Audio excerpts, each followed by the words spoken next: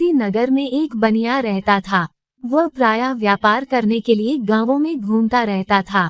इसी तरह वह एक बार अपने घोड़े पर चढ़कर व्यापार करने के लिए एक ऐसे गांव में चला गया जो ठगी के क्षेत्र में बहुत प्रसिद्ध था।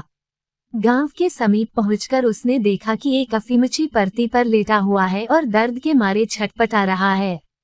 पूछने पर उसने बताया कि वह 24 घंटे नशा करता है और सारा दिन सोया रहता है।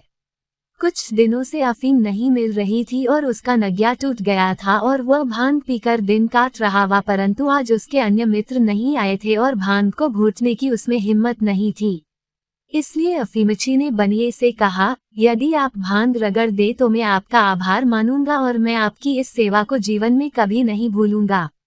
बनिया पहले तो ऐसा गंदा काम करने के लिए राजी नहीं हुआ, परंतु जब अफीमची ने ये कहा, आज तुम मेरी सहायता करी, फिर कभी मैं तुम्हारे काम आऊंगा। बनिए को उसके इन शब्दों को सुनकर उस पर दया आ गई।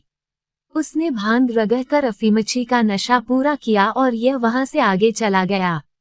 जय बनिया ठगों के गांव में पहुंचा तो उसकी भेंट एक तेली से हुई, जिसने उसे रात भर अपने घर में ही विश्राम करने की अनुमति दे दी। तेली के पर के सामने एक लकड़ी का खूंटा था। बनिए ने तेली के कहने पर अपना घोड़ा उस छूटे के साथ बांध दिया।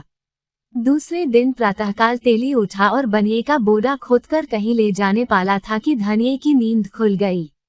उसने तेली की नीयत खराया देखी तो भीतर से चिल्ला कर कहा, यह मेरा पोढ़ा तुम कहाँ ले जा रहे हो जी?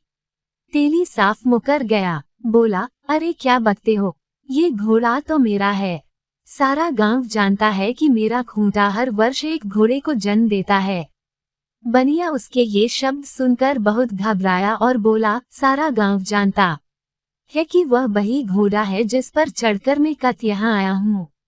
बनिया गांव में गया और कुछ व्यक्तियों की गवाही के लिए बुला लाया, जिन्होंने उसे थोड़े पर आते देखा था, परंतु वे ले जब तेती के पास पहुंचे तो उसके सामने मुकर गए।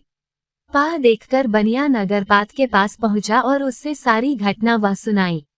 भागरपाल ने कहा कि गवाही के बिना कुछ भी नहीं किया जा सकता। बनिया चिंता में डूब गया कि अब क्या किया जाए। काफी सोच विचार करने के पश्चात उसे अफीमची की याद आई। वह अफीमची के पास गया और उसे गवाही देने के लिए कहा। अफीमची बनिए की गवाही देने के लिए तैयार हो गया।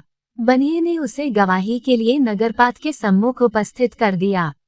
उस समय नगरपाल किसी अन्य मामले में व्यस्त था, इसलिए उन्हें कुछ देर प्रतीक्षा करनी पड़ी। इसी बीच अफीमची को नींद आ गई और वहीं सो गया।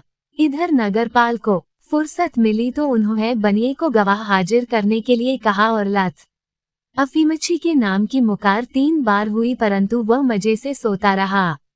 ये देखकर अरवती ने उसे ठोकर लगाते हुए कहा, अरे मूर्ख, अदालत में आकर भी सोता है।